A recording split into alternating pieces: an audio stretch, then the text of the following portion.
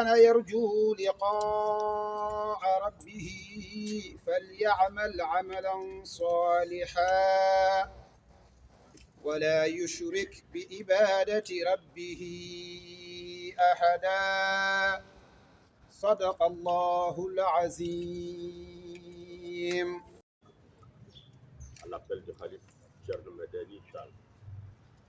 sous l'autorité du Khalif général, son père, notre père à nous tous, Thierno Mohamed El Bachir,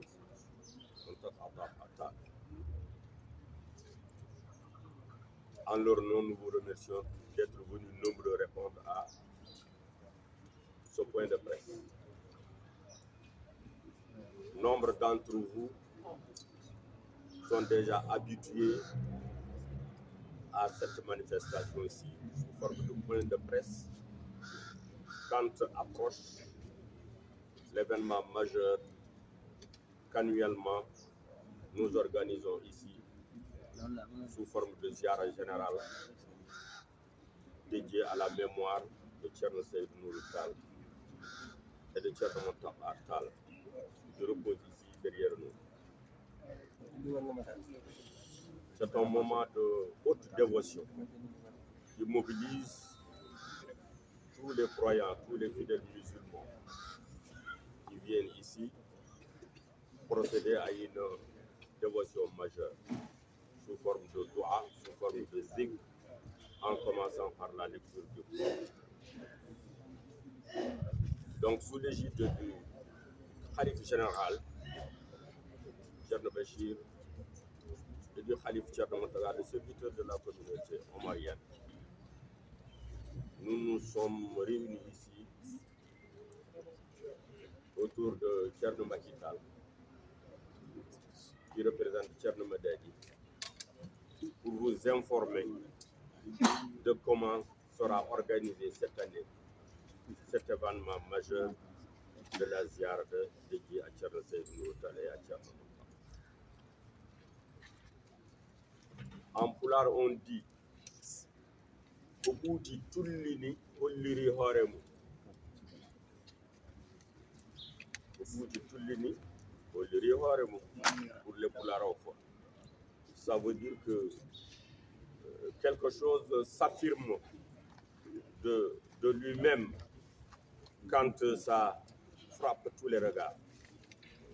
Si vous observez ici, autour de vous voyez bien que nous sommes en chantier. Nous ne sommes pas qu'en chantier, nous sommes en très grand chantier.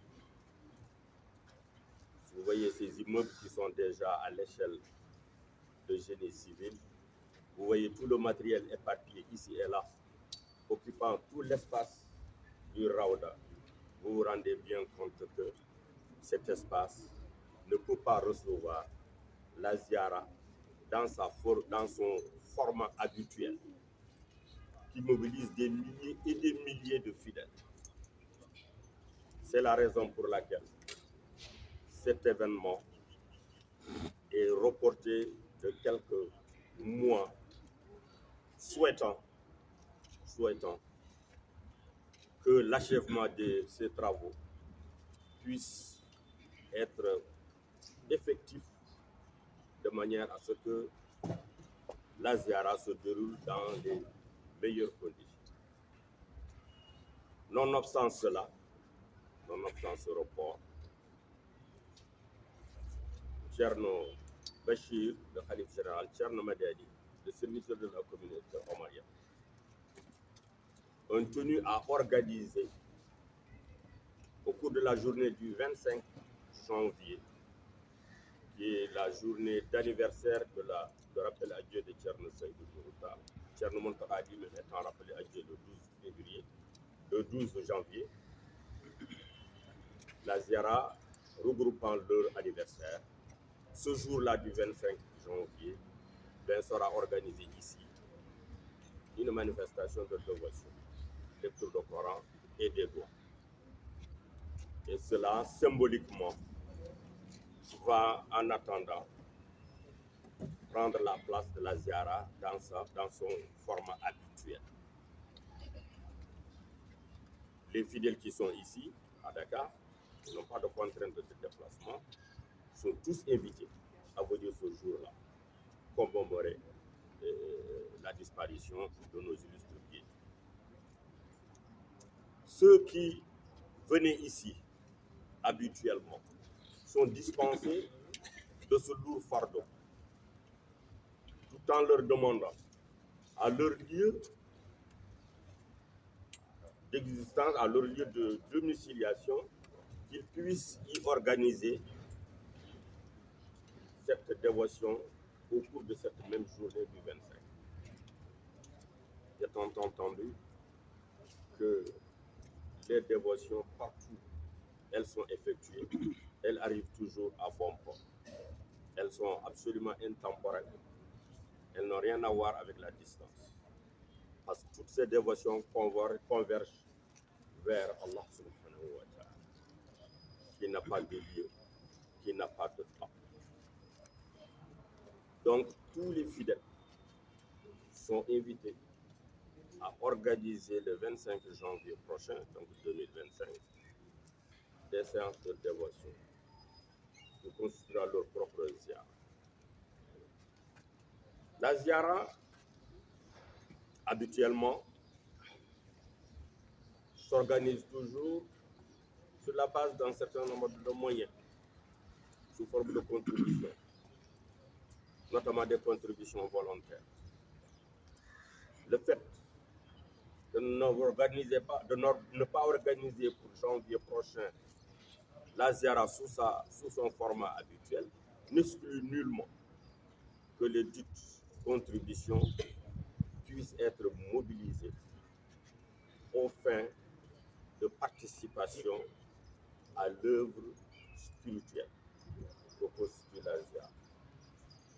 Comme on n'organise pas une ziara comme habituellement prévu, eh bien cet argent-là sera utilisé dans le cadre du financement de la finalisation des travaux de la grande mosquée Cheikh Omar Fouti, où nous avons l'honneur et le plaisir et l'élection de Dieu d'être présent.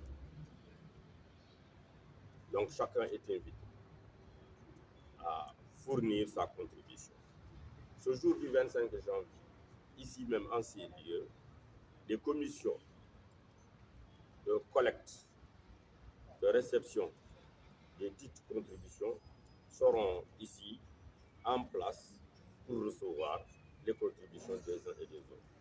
Ces contributions pouvant être à la fois individuelles et collectives, comme nous le savons ici en tant que musulmans actifs dans ce pays, la foi de Cheikh Omar Fouti, de la Hajj Malik, de Serigne Bamba et de tous les guides religieux connus. Voilà en tout cas la quintessence en français du message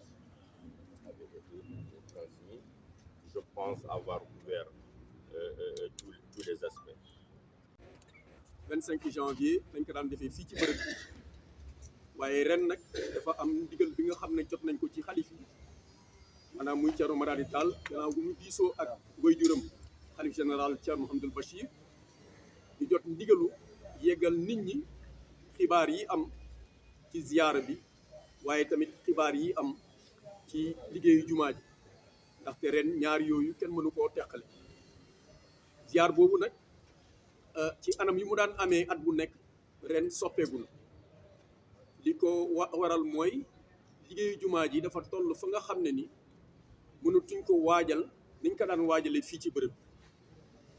xam ngeen yéen ñëpp ñi fi teewoon daaw chantier bi mu ngi fi woon waaye defoon nañu ziyaara fii ci bërëb waaye ren dafa am lu bees lu ci dugg li bees mooy chantier bi dafa avancé lool jot ay bagages yu bari ci bërëb bi am tamit benn trafic bu bari ba nga xam ne camion yi indi matériel yi dañ ko fi amee surtout nag ci mois de janvier loolu moo waral xalif bi wooñu ne nañuy yeggal nit ñi ne ziar bi nañ ko daan amalee ci anam bañ ko daan amalee ñeenti fan fii ci bërëb bi loolu mënatul nekk ndaxte amatuñu espace bi nga xam ne loolu mën nañ ko permettre ñu def ko ba tax na xam ngeen ziara nag moom ay ñaan la ziar bi ci boppam kenn du ko bàyyi dafa am beneen anam niñ koy defee ci ndigalu xalif yi nag ñu ne ñëpp ña daan teew fii ci ziar bi ci ñeenti fan yooyu moo tey da ngaa yor jàkk wala nga yor jiite juma wala nga am benn mbootaay ba nga xam ne moom nga jiite nga defee ko foofu sa bërëb ba nga toog nga foofu sa juma ji nga toog waaye wala ba jàkk bi nga jiite wala mbooloo bi nga jiite fépp ci Sénégal nga toog foofu def ziar bi nag nañ ko daan defee rek ci ulema yi ci seen i ndigal tamit noonu lañ koy defee ci bërëb yëpp maanaam journée bi yëpp ay ñaan lay doon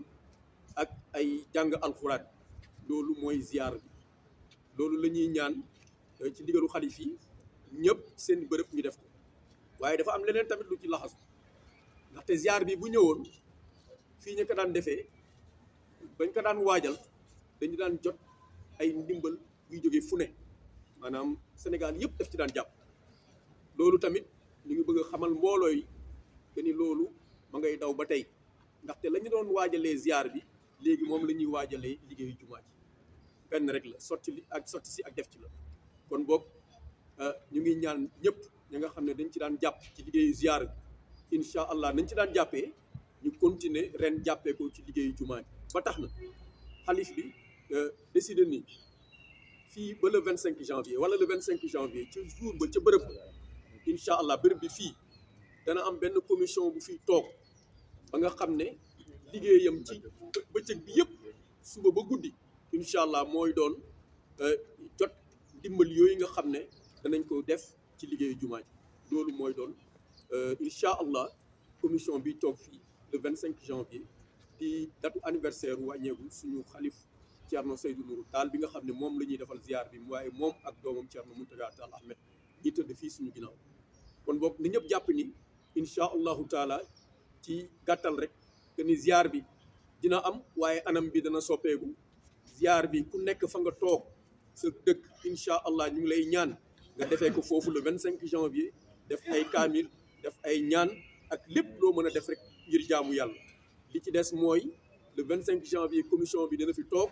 suba ba ngoon ginnaaw bi ñu tamit defee fii ci bërëb bi ay kaamil ak ay ñaan waaye commission boobu dina toog ngir waajal dimbal yi nga xam ne nit ñi dañ ko daan indi pour ziyaare bi waaye ren ñu indi ko pour liggéey jumaa ji ndaxte lépp benn la loolu moo doon li Thierno Madani waxoon ci ndigalam waaye ci kilifteefu Thierno Hamdou Bachir xalif général nañ ko yeggal mbooloo mi yëpp asalaamualeykum wa rahmatullahi taala wa barakatu yàlla dogal moom daara bu nuur am ñi nga xamante ne dañu fa nekkoon lu tolloog ñetti at bi daara ji ti jég léegi at bu nekk am ku ñu taril yàlla def nag ren ki nga xamante ne mooy Dame Diop di doom ci Lamine Diop ak Soxna Khady Diop ak ki nga xamante ne mooy Mahmoud Diallo di doom ci Thierno Makki Mountakha Tall li nga xamante ne Mahmoud Tall di doom tabarakallahu ci Thierno Makki Mountakha yàlla dogal ñu bokk ci ñi nga xam ne dañu nekkoon fii ci daara ji moom Mahmoud waaye ci diggante gi mu génn nekk ci daara Soxna Fat Bint bi nga xam ne alxaaji Samba Diagne ñëpp xam nañ ko wala ñu bari xam nañ ko ci addina bi ah ba su maamam yi nag rawatina ci weer wi nga xamante ne weer la bu barkeel daawuñu niinal tabarakallahu bés bi waaye ren ñu bëgg ci dugal li nga xam ne mooy bégal leen moom nag li nga xam ne mooy alxaaji Samba Diagne bi ko waa daara ji waxee ne ko dañuy def programme bi yàlla def sutura Abdourahman bokku ci ñu mokkal bokku ñu jàng Mahmoud Tall bokku ci ñu jàng yàlla def nag moom la Dame Diop ñooñu ñaar nag di Mahmoud ak Serigne Dame yàlla dina def ci bés boobu dinañ leen sargal dinañu sargale li ñi nga xam ne it wàccee nañu alquran bi waaye li ci gën a yéeme mooy ki nga xam ne mooy alxaaji Samba Diagne kenn la ci ñi nga xam ne addina xam na ko bi mu dalee jàngale alquran li gën a fës daal 1963 la ba léegi mu ngi ci njàngale bi dellu tamit du yokk moom it ci ay daaraam biñ ko compté mat na ñaar fukki daara ak ñaar fukki junni daara ak ñaar fukk ak ñeent 24000 daara ci biir daara yi mu ne nag moom Thierno Makki dañu bëggoon pour bés bi am alquran donte ne xale yi dinañu tari mu defal leen alquran bi nga xamante ne ci bilaa adad mu nekk téeméer ak fukk ak benn téeméer ak fukk ak benn boobu moom mu ne ah su fekkee ndigal kese nga ma jox mën nañu def lu ko ëpp comme temps bi nga ma may mooy ci weeru janvier bi yëpp te benn fan rek ci daara yi ma yàlla dénk su mu leen joxoon ndigal mën nañu def lu ëpp ay junni kon incha allahu rabbi danañu fas yéenee jàng alquran taarale ko bés bi waaye nag ñaanale ko maamu Mahmoud Tall moomu nga xam ne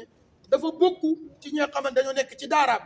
nekkoon ci daara maamam fii di daara Cheikh Al Hadj Oumar te le 25 mu dajeeg maamam boobu di Thierno Saïdou Nourou génnoon àddina ñu koy defal ñaan maamam bi jur papam Thierno Muntaga ak ay mbokku daaraam ak ay mbokku dëkkaaleem daan ko daje kon nag dinañ ci profité pour mun a jox cadeau sëtam boobu ndax la ca maam sëta koy jël muy Thierno Mahmoud Tall di Thierno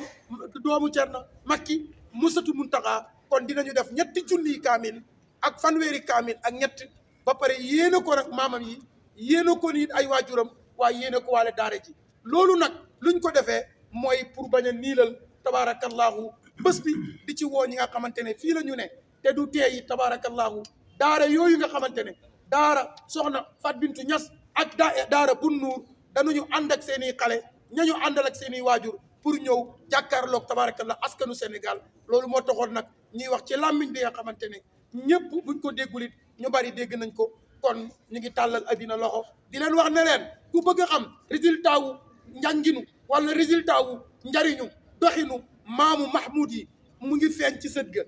olof dinaan la ca maam sa da koy jël kon le 25 ñëw leen seet lan la Mahmoud Tall commencé jël ci maamam Thierno Mountakha jëlee ko ci maamaatam Thierno Saïdou kon daal su matee alkamalu lillah su manqué ci man la wasalaamu aleykum wa rahmatullahi wa barakatuh